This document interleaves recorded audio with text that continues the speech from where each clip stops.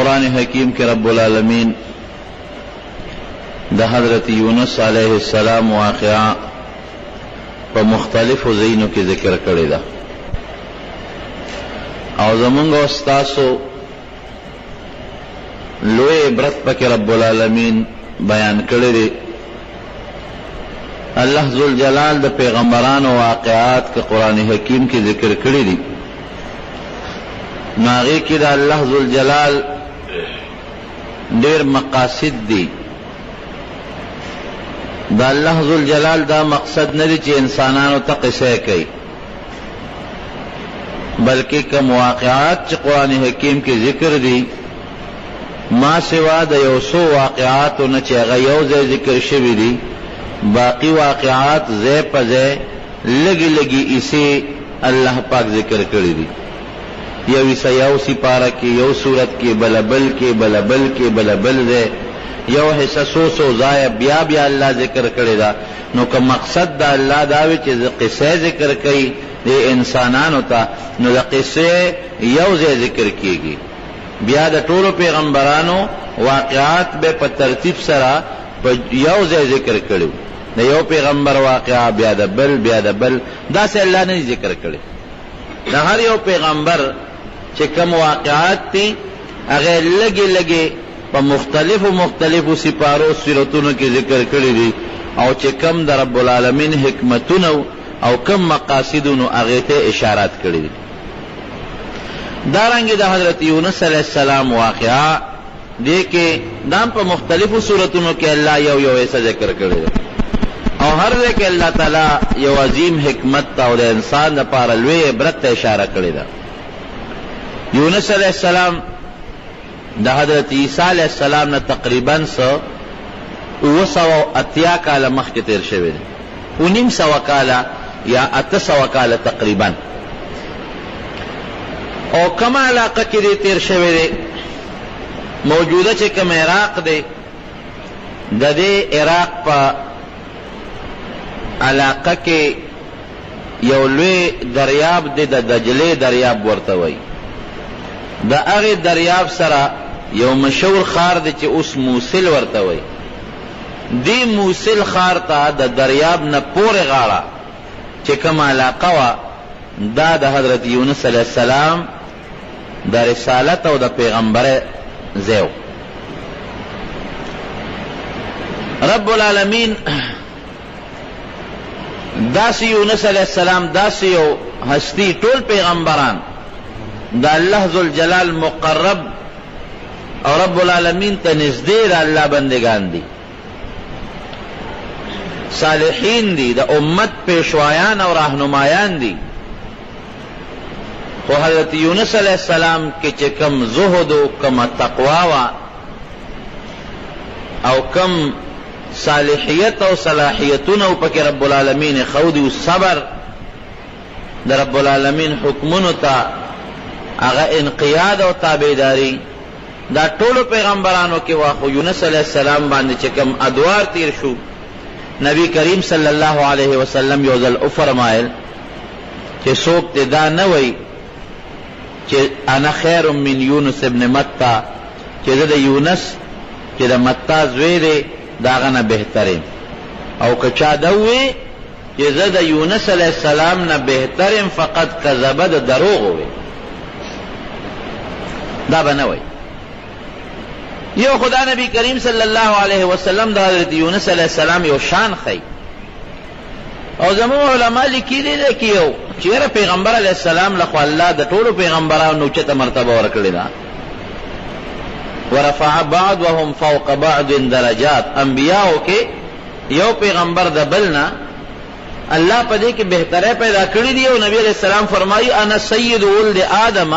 ولا فخر دا طول آدم علیہ السلام دا اولاد سردار ومال سے فخر نشتا و نز کبر لوی نکم نبی اسنگ نبی علیہ السلام فرمائی کچا دوی چیرہ دا یونس علیہ السلام نزا بہتر ام ندا دروگو نبی علیہ السلام خدا طول انبیاء نا بہتر نو دا مونگا دا محدثین جوابون کئی خواسانا گوندی خبر جتاسو پی ورسے بعضی وقت یو صلیوی فلان کی دا فلان کی نغور دے خدا بل دا غبل شان و سر خراب کی دا غنا غور ایما اصلا بیکار دے هغه څه ښکته دی، هغه څه د لاندې مرتبه. نو په دې نسبت چې څوک وایي چې فلانکي پیغمبر د فلانکي پیغمبر نه غوره دی او دا بل پیغمبر شان کم کی، دا هغه بېعزتي پکې راشي، دا هغه سپکاوي راشي، په دې نسبت باندې د پیغمبرانو په منځ کې دا غوروالی بیا منع دی. دا نشي ویلی چې فلانکي پیغمبر د یونس علیه السلام نه غوره دی او یونس علیه السلام سپکاوي ورسره راځي، دا بیا دروغ دی، دا بیا ګناه ده. او که د یونس علیه السلام سپکاوي ورسره رانولې او دا وویل چې دا هم د الله یو جلیل القدر پیغمبر دی او ډېره برګزیده هستي ده او د نبي علیه السلام مرتبه بیا د ټولو نه زیاته ده، دا بیا خیر دی، په دې طریقه بیا ویلی شي. خو نبی کریم صلی الله علیه وسلم صرف د یونس علیه السلام نوم اخلي او فرمایي چې ګوره که چا دا خبره وکړه چې د یونس علیه السلام نه بهتر یم ګوره دروغ وي، دا به قطعا به داسې نه وایي، د هغه شان به نه کمی، د هغه عزت او احترام به ساتي. نو یونس علیه السلام چې کوم علاقه کې پیدا شو او پیغمبر چې کله الله نبوت ورکړي نو ګوره ټیک ته نبوت ډېر لوی شان دی، ډېر لوی عزت دی، خو ګوره د نبوت ذمهدارۍ ډېرې زیاتې دي. په سر چې کوم بوج پرېوځي که نه او کومه ذمهداري په سر راشي، دا اخوا دی خوا سړی او عام انسان دا بوج نشي برداشت کولی. نو رب العالمین په ذمهداري فوراً واچوله، لاړ شه نینوا ښار ته او هلته کې خلکو ته تبلیغ وکړه، دعوت ورکړه او زما د عذاب نه ویروه او د یو الله ذوالجلال عبادت ته خلک رامایل که او راجع که. په د الله حکم یونس علیه السلام روان شو، یو ورسره بیبي ده، دو سره زامن دي. دی چې په کومه لاره باندې تلل هلته یو خوړ راغلی و، خوړ راغلی دی، اوبه پکې بهیږي، بعضې وخت کې باران وشي خوړ راشي، هغه خوړ چې بیا کینی ورځ دوه درې خامخا اخلي. دا سوچ یې وکړه چې یاره اوس که زه انتظار کومه چې د خوړ اوبه کیني، د رب العالمین په حکم کې خو ناراستی راځي، تاخیر راځي. تپوس یې وکړه چې د خوړ د اوبه څومره دي؟ وایي چې یاره دا خو دومره دي چې سړی پې پورې وتي شي، عام خلک به هم د علاقې پې پورې وتل. دا چلی وکړه چې یو زوی د دریاب په غاړه باندې کېنو چې بچې ته کېنه او بل زوی په اوږه که او ښځه د ګوتې نه ونیوله چې دا ښځه به پورې باسم، نو بیا به راشم دا بل زوی به پورې باسم. لوی خوړو چې د خوړ دې میانسته شوي دي، نو دغه ځای کې د خپه خویدلې ده، چې خپه خویدلې ده نو زوی ته د اوږې نه پروت دی ماشوم. اخو دریاب دی غلغلی وی چې د څنګه ماشوم پسې حمله کړی چې دا ماشوم را اوچت کړم، ښځه د ګوتې نه خلاصه شوې ده، هغه هم اوبو یوړه. ګوره ازمایش او امتحان ته اوس ګوره که منډې جوړې کړلې چې یاره اوس دا ښځه زه راونیسمه یا دا ماشوم بچی، خو ښځه هم د ګوتو نه ووتله او ماشوم هم بچی هم ده. راځي دې خوا ته بل طرف ته هغه بل بچي پسې چې ګوري شرمه خو د هغه خوله کې نیولی او غر نیمې ته یې رسولی، منډې منډې شرمه نه بچی څو خلاص ځنګل ته یو بچی لاړ، بل ته اوبه یوړه، ښځه هم ته لاړ. دا ازمایش، سخت ازمایش او امتحان. یو سړي روان دي چې یو بچی په اوبو لوشي او د یو انسان مخکې چې بل بچی شرمه خو تختی او ښځه ورسره د هغه مو به یوسي او نام و نشان او پته مو نه لګي. او بعضې وخت سړی وایي که نه یاره وایي بچی صبر وکړه زوی دې مړ شو، یاره وایي بس هغه ارمان چې دا لاش خو یې راته میلاو شوی وی که نه. بعضې وخت سړی ارمان کوي، خیر دی که مړ وی خو چې لاش یې میلاو شو په خپلو لاسونو خو یې خښ کم که نه. دا بیا ډېر افسوس وي چې د بنده اولاد یا رور یا ښځه یا څوک مړه شي او دته هغه د مړونې نه پس هغه لاش هم معلوم نه شي. الله یې داسې امتحان نه مسلمانانو ساتي. بهر کیف اس جوړه نه شوه، اوس د الله حکم خدای که نه زه رب العالمین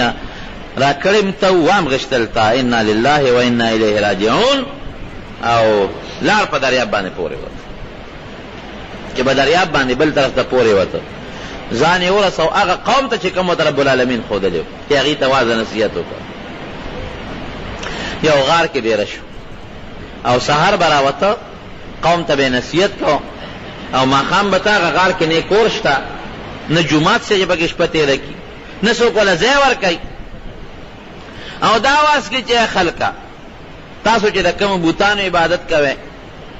کاڼي م تراشلي دي، دا ټول دروغ دي، او د یو الله عبادت وکړئ، هغه الله چې زمونږ خالق دی، زمونږ مالک دی، مونږ یې پیدا کړي، او د بوتانو د عبادت پرېږدئ. نو ګوره که دا بت پرستی او دا شرک دا باطل او غلط دینم دے، خو چې دا چا دین دے دا غي مخ کې د دې خلاف आवाज کې خدان لکار ګوري کړ. او زمون خپل مذهب دې کړو سړی راشي او زمون په مخ کې زمون د مذهب خلاف आवाज وکړي، نو چې چا چې مسلمانۍ نه به حمله خامخا کوي. نو دا رنګ دا بت پرستی خو هغه قوم مذهب او دا غوي دینو، نو چې دا आवाज وکړي هغه پر راکې خو دې وی واه ها زمون دا چې کم خدایان ور جوړ کړی دی او دا سجدي ورته لګاو او دا زاره ورته کو نذرون او صدقې دې په دا اوسه کان شو، نوې دین دی راوړل، نوې مذهب دی راوړل، دومره واه چې بهوش شو.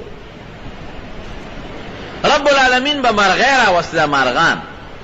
اغیب را وزر په وبو کې لم دې کړه او به په د باندې به پونه لکولا. دا پیغمبر معجزه ای. بیا به هغه مرغان کستازو قاعده مرغان کله کله په دې ګرمه کې چې دا توالي نو دی را وزر په وبو کې بیا رپي ما په خپل تاسو به کتلی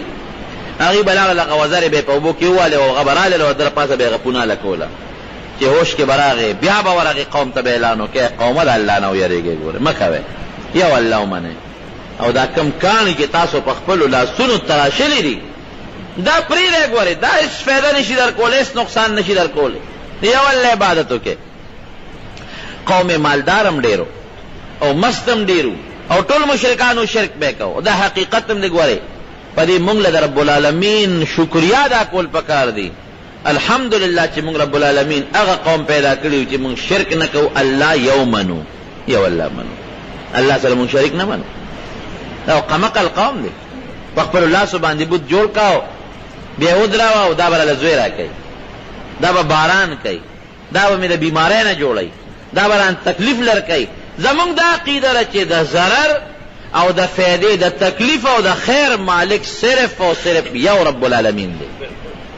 الله چې ونغواړي د چا پلارم چاته نقصان نشي رسول. الله چې وغواړي هیڅ بم نه هیڅ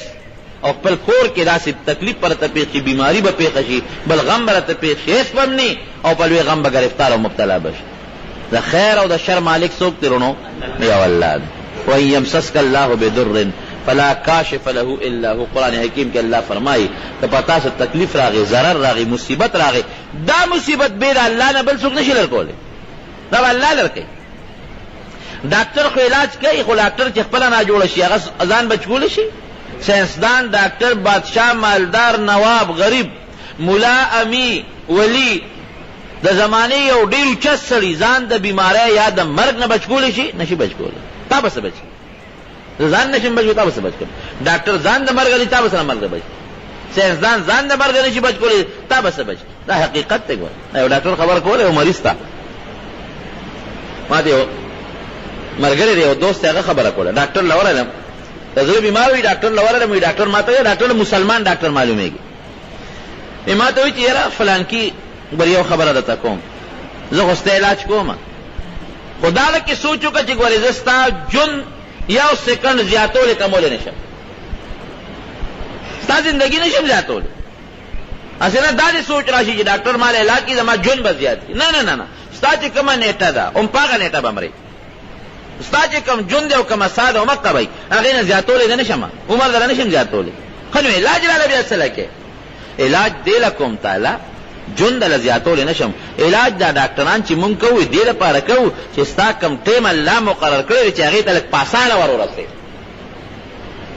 د درد در باندې نه لګي خپل کارو کې وګرځي او لک تکلیف درته نه چغیونه وي فریادونه کې صرف هغه نیټه ته لک پاسانه ورورسته. او دا علاج کوم چې الله شفا واچي نو کوي، چې الله پکې شفا وانه چي کنه دا ډاکټر د دنیا ګولې خوري او ما ډاکټر بیا په ډاکټرانو باندې ګرځي نه جوړيږي. نو د شر او د خیر مالک څوک شو؟ الله شو. تکلیف او بیماری ختمون کې څوک شو؟ الله شو. دا زموږ عقیده او زموږ ایمان دی. موږ بوتانو ترام رام نه کوو، دا نه کوو. بوت په سر باندې به شات واچول، د بوت په سر باندې به غوړی واچول او بیا به ورته ناست یو کس به ببوزي ورته و چې مچان پکې نه ني، هغه شات بیا ساتل. دا پکې تبرک دی، دا برکت دی. کم بوت چې نه مچ نشي شړلې اب تعالی کم له زوی درکې تا نه مصیبت په کم ځای کې لرکی. نو د مونږ الله ذل جلال حمد ادا کو، د الله شکریا ادا کو چې د مونږ هغه دین دی، هغه اسلام دی، هغه مذهب دی چې هغه یو الله مونږ منو، الله سره شریک نه منو.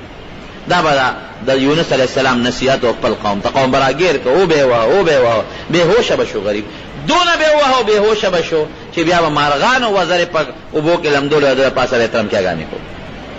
بادشاہ ته پته ولګېدله، بادشاہ راوی غواړه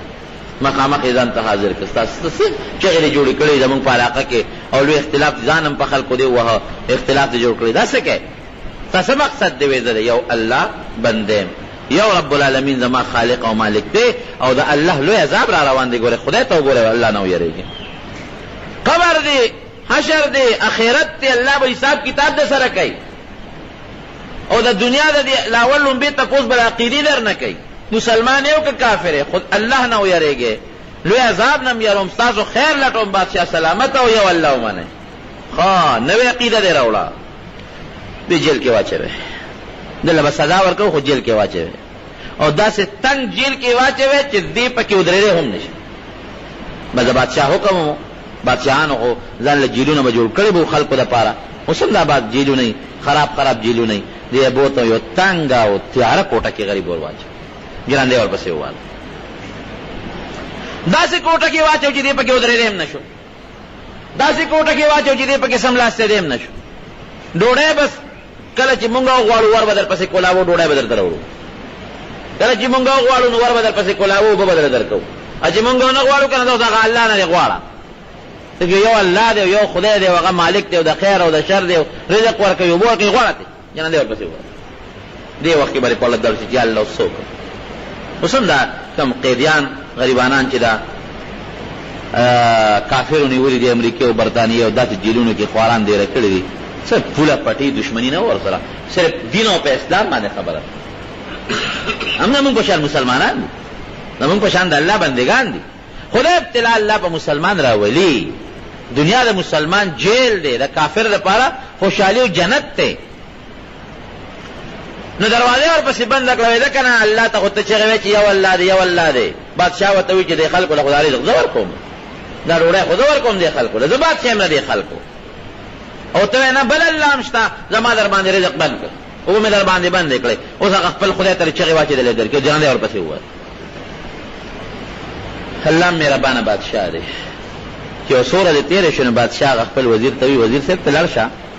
شپږ ورځې اتر ورځې خو تېرې شوې، سړی خو به لوږې مړي، ته یې راوباسه چې خپل تعامل ورسره وکړو، پرې لږه سختي خو هم ورکړه، که توبې استي خو ډېره ښه ده، که نه وباسي چې برابر یې کړو ورشه. وزیر صاحب ورغی چې کوم د جیل وزیر دی،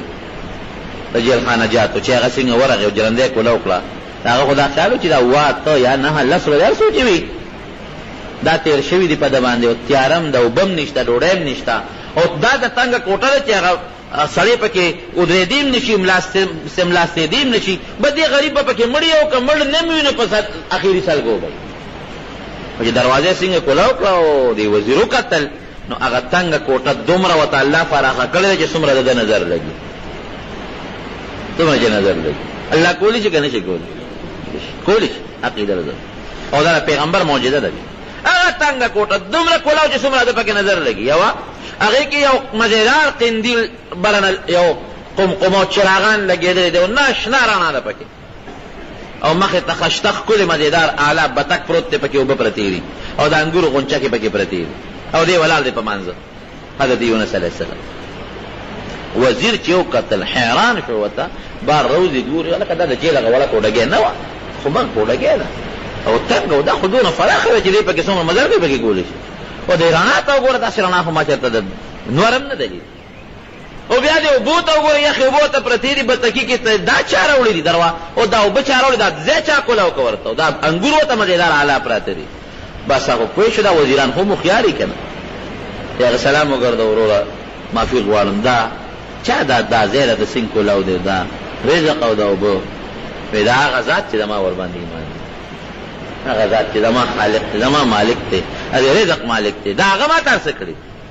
دا غار تا را باندې تنګ کړ، تا وایې چې هغه الله دی، دغه د ما الله شته که نه، تا وایي اوبه مې در باندې بندې کړې، اوبه زه ورکوم، ډوډۍ زه ورکوم، او اوبه او ډوډۍ زما په اختیار کې دي، هغه تا بند کړل، زه یم دا ستا اختیار کوي، دا د لوی الله په اختیار کې دي. ګوره مال اوس الله اوبه راکوي که نه راکوي، مال رب العالمین ډوډۍ راکوي که نه راکوي. او وزیر ورته وایي چې یاره دا خو اپوه شو چې دا خو نیک بنده دی، دا خو نیک بنده دی، برګزیده بنده دی، دا خو واقعي چې وایي ته ما سره بس امداد وکړې، وایي ګوره مکه او مرګ را روان. هغه وخت کې هم نصیحت ورته کوي دا قبر توره تیاره را روانه ده، دا الله عذابونه را روان دي. وی بالکل مې ومنل.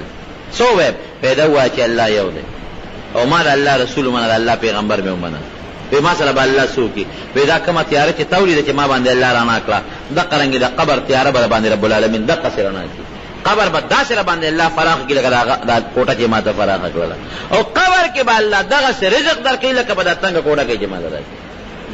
دا اسانه خبره ده. وګوره که نه قبر تیاره د دې دا کوټه او قبر یو شو، ما ته الله څونه فراخ کړي. هغه په هغه ساعت هغه وزیر صاحب په ایمان راوړ، مسلمان شو. لال بادشاه ته الوجي صاحب واقع خدا سي سره خو مونږ کوټه کې جرنده کړی دا کوټه نه خو الله داسې جوړ کړی رضا قور سور ته پراته. بادشاه خيارو اپوي شو چې دا خدای الله پیغمبر معلومه اوس کله وجنم نشم وجل الله په قهر نشي، که سزا ورکوم الله په قهر نشي، او که منه مې خو ما بادشاہ دي خلک ټول د مرګري کېږي، ټول خلک د مرګري کېږي، منه له خو هم نشم. راشه وطن نه و بس ځان ته حاضر وې دا څه کار دی چې ته مونږ ته نصیحت کې نو ته مهرباني وکړه، مونږ دې دلته نه پرېږدو، ته زمونږ د وطن نه وځه، لاړ شو زمونږ د وطن پرېږده. اووه کاله حضرت یونس علیه السلام دوی ته نصیحت غوړې وکړه، اووه کاله زمونږ د وطن پرېږده، او که نه پرېږدې نو بس بیا مونږ سزا درله درکړو، وجنو دي. داسې دمکي ولا ورکړه. نور هغه ته پته وه چې ته ته زه نقصان نشم رسولی، که نقصان رسوم نو زه ګېرېږم، ځکه د هغه منقبت او د هغه لویي به ته معلومه شوه. حضرت یونس علیہ السلام ورته چې روان چې د بادشاہ نه وته زه خو یو خبره درته کوم، تاسو خو ما شړئ خو ګورې مه کوئ، ګورې ارمان به را پسې وکړي چې ویې شړه رب العالمین دوباره راولېږوي ورشه بیا ورشه. هغوی تاله دمکي ورکړه او اخري او دمکي وله ورکړه، ورته ووایه چې ګورې که تاسو زما دا دین ونه منه 40 ورځې بس په تاسو بازار راځي، او عذاب به داسې چې په لومبو 3 ورځو کې مخونه هم تک زیړي، بیا 3 ورځې مخونه تک سري، او بیا 3 ورځې مخونه تک توري، او په 10 ورځ باندې به داسې عذاب راشي چې تاسو ټول به تباه برباد شي. چې راغې قوم ته اعلان وکړه ظاهره وي ستانه داسې نورو خلکو مونږ ته ویلي دي، ځکه هغه عذاب د پرشتوني را باندې دی راشي، نه دی مني. یونس علیه السلام لاړ، چې څنګه لاړه د دریاب غاړې ته ورسېده، چې کوم فرات دریاب دی لوی، هلته ورسېد. نو هلته کې دی ناست چې 40 ورځې پوره شو، چې 40مه ورځ هم تېره شوه، یو 40مه هم تېره شوه، هغه 10 ورځې هم تېرې شوې، یو شپونکي را روان. دا شپونکي چې څنګه راغی نو یونس علیه السلام دې تپوس کوي کوم ځای نه راغلی؟ وی د نینوانه. وی خلک یې څنګه دی؟ وی ښه خوشحاله دي. وی ته ترې راغلی؟ وی زه راغلم، څه تکلیف هیڅ نشته، خلک یې په خپلو پټو کې خپلو دکاندارو کې مزې وایي شو عشرت دی. خو دې عجیبه اړه کې سوچ کوي چې الله ما سره خو دې دا وعده کړی دا څه شو؟ بل سړی راغی هغه نه تپوس وکړه، هغه هم ورته بس خفه شو. نیغ لاړ په دریای فرات باندې ورغی چې رب العالمین دې خلکو سره بس سترګې څنګه لګول. بل پر دې قوم کې یو صفت و، هغه صفت مونږ کې هم نشته، ادا و چې دروغ به نه وي، قطن دروغ به نه وي، او چې د هغې د بادشاه دا اعلان وکړه چې چا دروغ وی مړه وجنی دی. د دروغجن د هغې په قانون کې سزای موت مرګ و، بس چې که چا دروغ وی سر ته قلم کوي وجنی. نو دې غریب لکې وی چې که زه اوس ورغلم نو قوم ته خو عذاب میلو نه شو، او ما خو ورته ویلو چې 40 ورځې پس به عذاب راځي، نو د هغوی قانون خدای ما به مړم کي. او بل خپه م شو چې الله ما سره وعده وکړه او ستا په وینا باندې ما خلکو ته اعلان وکړه چې عذاب راځي، الله هغه عذاب را نغی، دا بس کېږي. دې ځای کې حضرت یونس علیه السلام لږه تیزي وکړه. په کار دا وه چې د رب العالمین د حکم او د وحي انتظار یې کړی، خو د الله د وحي انتظار یې ونه کړ، او نیغ لاړ د دریاب غاړې ته په کشتۍ باندې پورې غاړه اوس پورې وځي کشتۍ ته وخت. په دې الله اوس خفه شو چې تا خو به زما د وحي انتظار ګناه نه ده کړې. یونس علیه السلام پیغمبر دی، انبیا د ګناه نه الله پاک ساتي، دا څه غلطي نه ده، خو صرف دومره چې لوی انسان که معمولی غوندې داسې یو عمل وکړي نو په هغه باندې ګرفت زیات راځي. یو سړی بل ته وایي که نه هلکه وایي تا دا غلطي ولې وکړه؟ وایي یا به کوي تا ولې وکړه؟ تاسو که په دنیا کې هر څه کوئ اسم نشته، تاسو له نه جنت ته او نه له دوزخ شته، داسې ځان ګڼلی چې تاسو بس ټول پاک پاک کې. خو که مولا غریب معمولي غوندې خپه کږه کېدي نو ورته ګوته ګوره که نه مولا صاحب ګوره ورته که نه هلکه ته ټول په چقلو کې ډوب ګرځې، او په نجاست او په ګندګۍ کې دروغ وې، دوکه کې، غیبت کې، چغلی کې، حسد کې، بغض کې، او ملک په مخ اغستې نو کپوټې مولا قدم کوک کې خود کنه قدم به هم کوک نه کې تا ته باسي دا غغ پګغ کاری نو لوی نغری به جوړی کړي. دا خدای شان دی، دا یو رواج دی. بهر کې حضرت یونس علیہ السلام کو ډېر لوی شخصیت نو ګناه نه وا، غلطی نه وا، لیکن رب العالمین په خپه شو چې تا به زما د وحی انتظار کړی، ما نه به تپوس کړو چې الله دا دې څوک کړل، نو ما به جواب درکړی، نو زما د وحی انتظار دی ونه کو نه غلاړي. وظنون اذ ذهب مغاضبا، قرآن کریم کې الله وی کب والا مئی والا اذ ذهب مغاضبا په غسلا چې کشته ته ور مخامخ چې غي وتاو قتل او دا خو ډېر نورانی مخ والا نیک سړی معلومیږي، ښه سړی معلومیږي. چرته دی صاحبه ته هغه طرف ته راخېجه اخو بل لوی لوی کشته به دا واړی نه لوی لوی بدمانی کشته به په سونو خلک به پکې ناست او خط کشته تا کشته چې دریاب میاسته شو بس گرداب پراله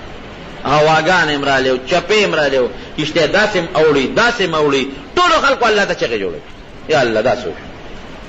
داسې وخت کې بیا کافر هم الله ته چغې وایي. قرآن حکیم کې الله وایي کنه او دا خلک چې مونږ کشته کې راګیر کو کنه یا په آزاد کې گیر کو نو دی بیا خپل بوتانه یې بیا یو الله ته چغې وایي. د کشته چې کم مانګیر او کم ډرایور دی هغه پکې اعلان وکړ الکوی دا سکار دی زما یو تجربه ده. تجربه می دا هغه زمانه کې همریان او غلامانو چې کم رایې د خپل مالک نه تختیدلی وي او زما په کشته کې سور شوی دی نو زما کشته غر کېږي. هغه مرایې زما په دې کشته کې چې یو مرایې دی او د خپل مالک نه د خپل مولانا تختیدلی دی مهرباني وکړئ اذان وخایئ چې هغه مونږ لري او که هغه ځان نه خایه ټوله کشته غر کېږي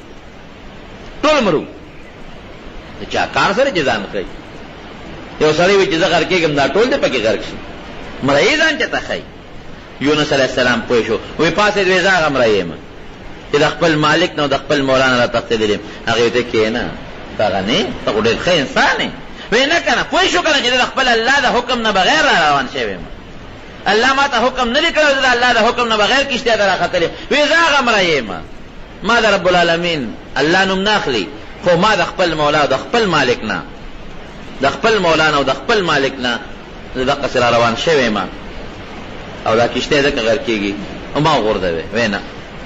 قرآن حکیم کې الله تعالی فرمایي فساهم فکان من المدحدین قرآن دازی وکړه وی چې نه قرآن دازی کو د نوم راوخته بیا قرآن دازی وکړه بیا د نوم راوخته بیا قرآن دازی وکړه بیا د نوم راوته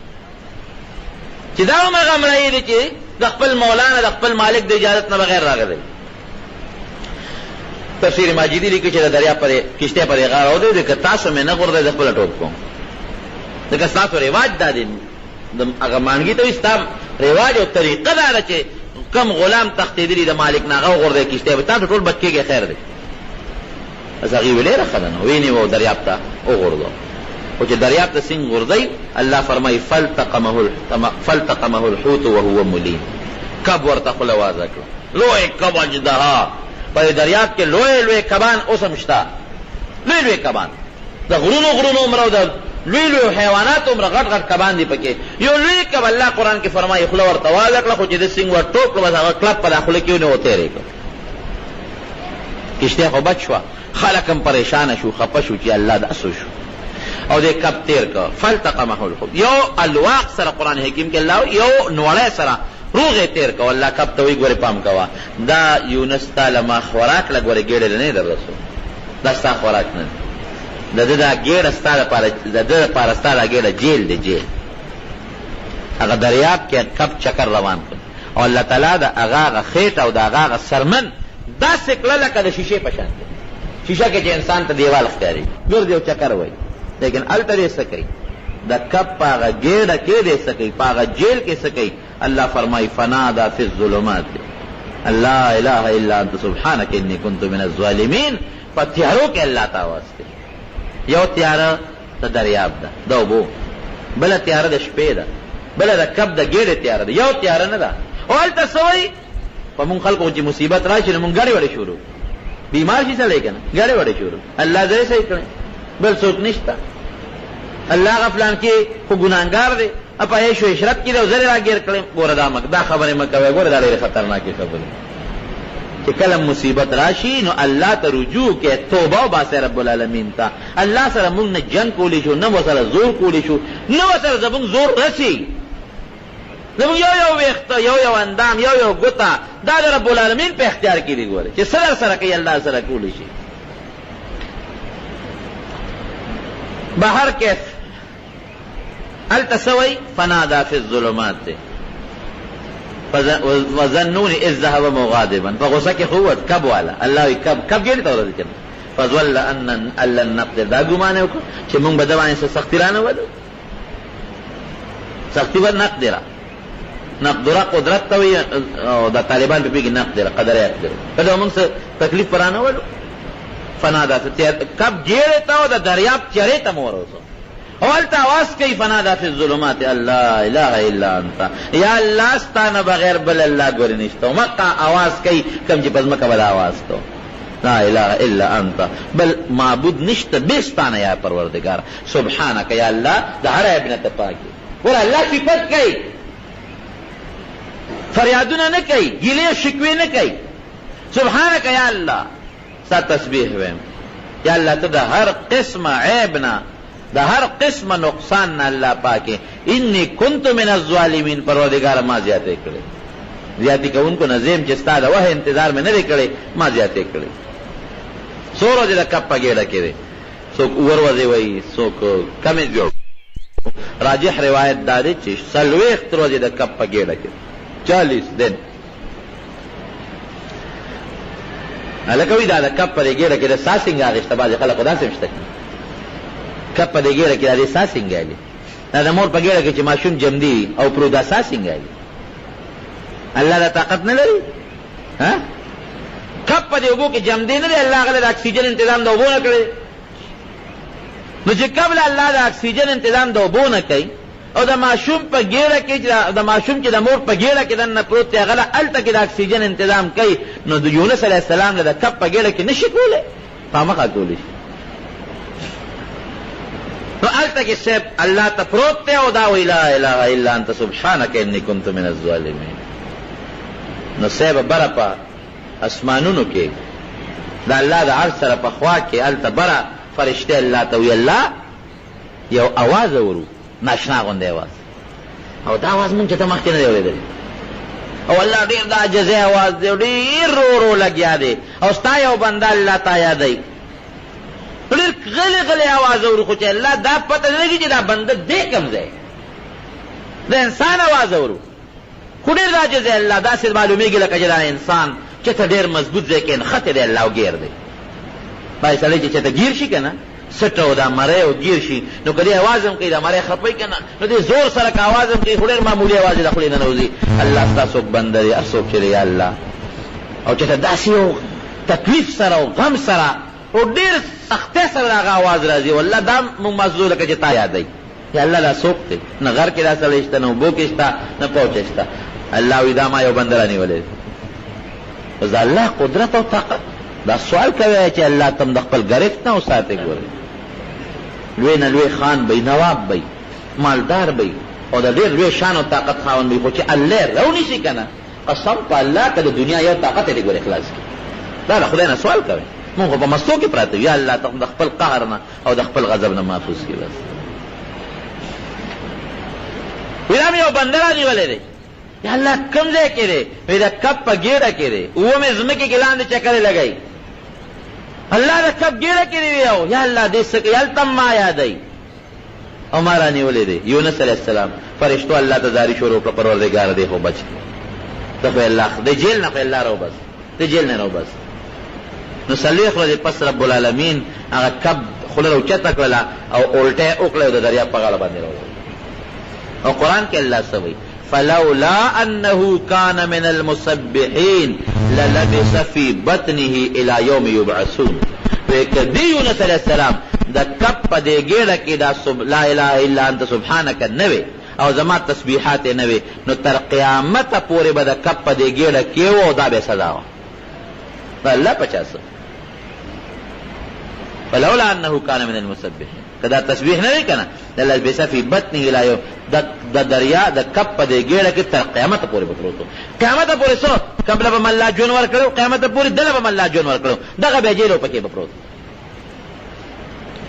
خو دې یاد کړم نو دما پر رحم راغی دا کلمه لا اله الا انت سبحانك اني كنت من الظالمين دا ډېره برکت ده دا پیغمبرانو کلمه ده دا د صالحینو ده نبی کریم صلی الله علیه وسلم په خپل صحابه کرامو دا ډیره فائدہ مند اوس چې پچا تکلیف راشي مصیبت راشي بیماری راشي غم راشي دا ډیر ذات وایي لا اله الا انت سبحانك اني كنت من الظالمين او معنی ډیره مزیدار دی یا الله ستانه بغیر بل معبود د عبادت لایق نشته یا الله ته د هر عیب نه او د هر مصیبت نه او د هر یو چې تاسو رقم شي نه خایيږي الله داغه نه پاکي او یا الله اني كنت من الظالمين هغه خلک چې ظالمان دي په ځان زیاتې کوي زموږه کې موقع مونږ هر انسان هر وخت په ځان زیاتې کوي د الله مخالفت کوي د الله شکریا مونږ د الله د نعمتونو قدر مونږ نه کوو قسم دې کوم کو بالکل د الله د نعمت قدر دا ګوره بالکل مونږ نه کوو نه مو د رب العالمین شکریا ادا کړه نه مو د رب العالمین د نعمت څخه قدر وکړو دا زمونږ په خطه کې دا شی نه خطر رزق الله را کوي بچي الله را کړی دي روزي الله را کړی دي عزت الله را کړی دي موږ د الله د نعمت قدر ونه چې په غاړه باندې وګورځو دریاب سیل په الله نو خو وجود کچ شو نو فورا الله پاک فرمایي وانبتنا عليه شجره من يقطين د کدو بوټي په موږ زرغون کړ د کدو بوټي ابه زرغون شو او پانی په خوره کې سورې الله ورک او یو چيله برات للا بلکې اوسه برات لا هغه اوسه بوتا خپل هغه غلان زغه پیرا نږدې کړل او یونس علیه السلام خله ته هغه په ورنږدې کړل هغه برول هغه باندې هغه د خوراک تنظیم شروع شو چې کله برابر شو سرمنه پخه شو دې سودره چې راوي شو کدو بوډي وچته هغه اوسه نشته نه په جلا شو الله وتعالى بس کنه جاله سره پاسوس دا خو تعالی ما یو سزا درکړه غوندې ځکه ما د حکم انتظار دی ونه کړ بس پاسوس بیا هغه کلی ته دی کم کلی نه چراوته وي هغه قوم له بیا دی اوس هغه قوم هغه سره رب العالمین سوکړل نو چې دې څنګه یا الله اوس به قوم دې څنګه ورځم او دې خپل لکه الله ته نه چی ویلې قوم ته خو ما ویلې چې تاسو باندې بسلوي خو پس عذاب راځي عذاب پرانه دا هغه قوم خدا قانون دی چې دروغجن سره وي وجنه نو ما باندې باغی خامخا دروغجن ګمان کوي اگر چې خدا دروغ نه ویلشته وي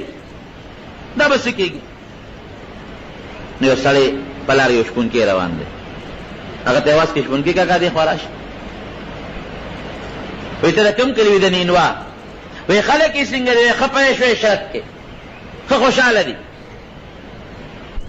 وي خا وي خلک یې خوشاله دي وي یو وی ولی خوشحاله دی وی اغی خوڑے خوشحاله دی اغی خپل دینم بدل کړی دی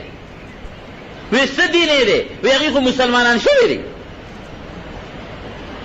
وی داسې کار وکړه غونې پی خو د چیلې نه مخکې راکړه وی پی خو د ما چیلو کې نشته ولې نشته دې ټولو چیلو کې ستا پی وی د مونږ علاقه قحط والی د قحط د دې علاقې یو پیغمبر و د هغه نوم یونس علیه السلام دې خو پیژنې نه او هغه دې قوم ته ډېر لوی نصیحت وکړ قوم یو نه منه نو هغه لاړ وتښتېد نشته اوس هغه پیغمبر نشته خلک ورپسې ګرځي شته دی نو د الله په قحط راوستی دی نو دومره قحط دی چې زمونږ د خوراک انتظام نشته د ګډې کیلو کې پی نشته وی ښه هغه پیغمبر پسې ګرځي یونس علیه السلام پسې وی او خو دې په خپله دی اوس وی ته راولې یو چیلی دی ماله چیلی راوسته غلام باندې وله ګوتې راکړلې هغه په هغه ساس سربم شو پی پکې رالل وی دا ولشه ماله پی اوس کړ وی دې خلقو دا پیغمبر پسې ولې ګرځي هغه ورته واقع بیان چې څنګه یونس علیه السلام ته راوته دی که نه او څلوېښت ورځې پوره شوې دي نو په هغې د عذاب آثار راغلي دي څنګه چې ده ورته وي اوریاز راغله پرې او داسې اوریاز پرې راغله چې هغې پوره تیاره جوړه کړه نو خلک ورلل د خپل بادشاه له چې تا خو وې چې دا سړی دروغجن دی هغه چې څه ویلي او خو رښتیا شو د اوریاز راغله او تیاره راغله او دا خو مونږ ته تکلیف دی په مونږ باندې تاو راغی هغه نیزه واغېسته او پاس باندې سو شو منډې تړې ووالې غرونو کې چکرې ووالې او راغې وی نه نه دا اوریاز د عذاب نه رخه دې نه باران کېږي یو ورځ بل هم تېره شوه او ورځ نور هم راښکته شو او دومره تیارې جوړه کړه چې په کور کې دننه په رڼا ورځ به انسان نه لیده او مکه د عذاب هغه اثار پرې ورو شروع شو چې شروع شو بس خلک بادشاه له ورغلل دا څه کار دی چې دې کې نور د مهلت هېڅ انتظار نشته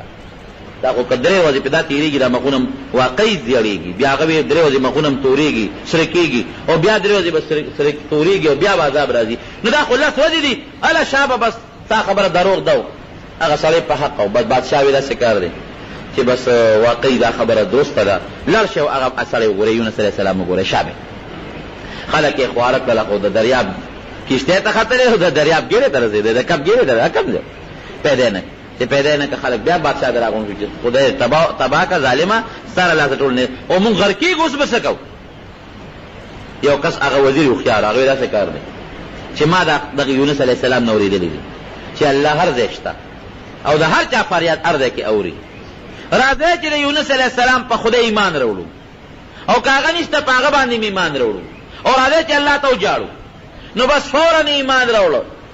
چې یونس علیه السلام کم الله مونږ ته یاد کړی دی په هغه زمونږ ایمان دی او مونږ په دې ایمان دی چې یونس علیه السلام د الله پیغمبر دی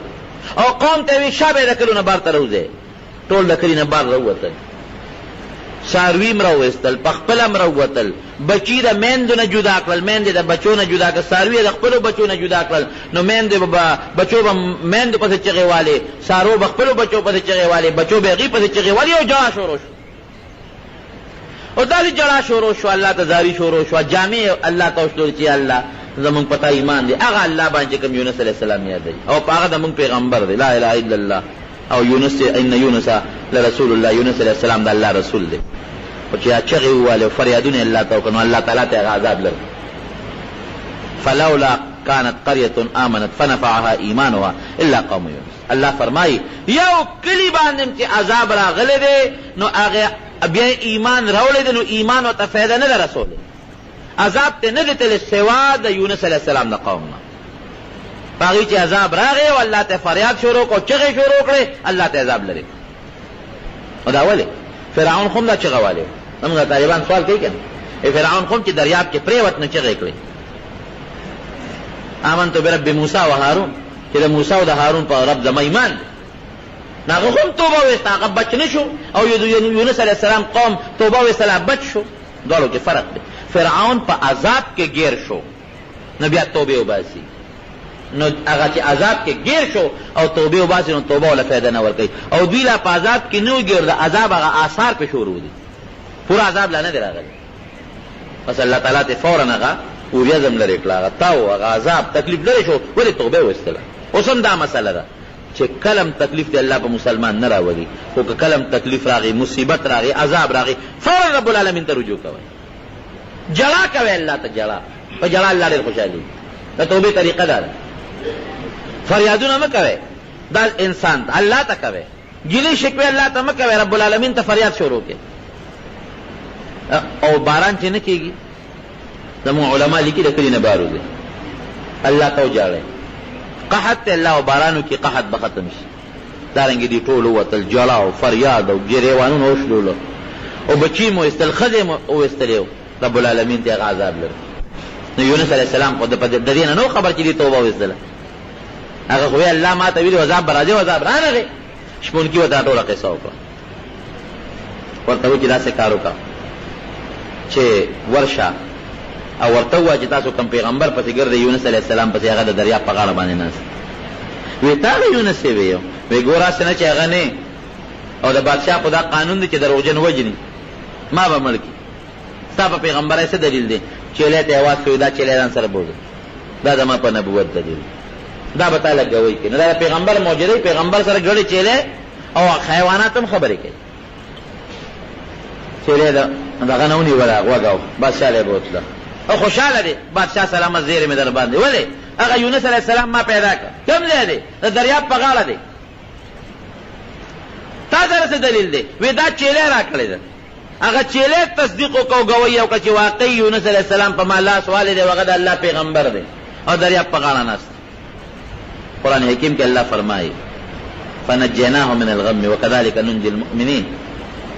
فکشفنا ما به ما من در چې هغه تکلیف ته مونږ لرې کړ هغه هم ته مونږ لرې کړ او چې مسلمانی نه هغه سره موږ دا چل کوو، عذاب پې راولو، ابتلا پې راولو، مصیبت پې راولو، خو چې الله ته رجوع کړي نو موږ هغه مصیبت بیا لر کوو. او قرآن حکیم کې الله بل ځای کې فرمایي چې د هغه اهل و عیال موږ هغه ته واپس کړو. پته ولګېدله هلته کې ښځې ته یې پته ولګېدله ښه زما خاوند خو جمدې دی، ښځې چا نیولې وه لکه غوندې چپی والې وه، او مخکې د دریاب په غاړه باندې مچي ماران لګي و هغې میان نیول، فورا یې دا زوی مو له راونیولې و، دې م را نیولې، ښځې م را نیولې، هم دواړه محفوظ وو. هغه بل زوی شر مخ نه چا خلاص کړی هم محفوظ وو. الله والا هغه خپل دواړه بچي م واپس کړل، ښځه مو ته رب العالمین واپس کړه. وارسلنا الی مئة، او قرآن حکیم کې الله فرمایي د ده را قوم څه د پاسه 1,00,000 خلک وو، هغه 1,00,000 خلک څه د پاسه ول رب العالمین تابعدار کړل، هغه الله مسلمانان کړل، په ده باندې ایمان راوړو، بیا دې ورسره اوسېده، بیا هغې کې دی وفات دی او ښه دی. ډېر د عبرت خبرې د دې واقعې نه مونږ ته معلومېږي. یو خو دا چې د الله د حکم به تابعداري کوي، دا به نه وی دا کار ګران دی او دا آسان دی، نه چې الله حکم یې ګرانوالي ته او یخنۍ ته او ګرمۍ ته به نه ګورئ، لکه څنګه چې د الله د حکم تابعداري کوله، بس بچې م ترې لاړه او ښځه م ترې لاړه، دریاب یې وړله او نیغ دی د الله د حکم په تابعدارۍ کې لاړ. دې ته یې نه کتل چې قوم مې وجني او یا مې ویي او یا تکلیف را کوي. دویم صبر به کوې، صبر یې وکړه صبر. او دریم دا دی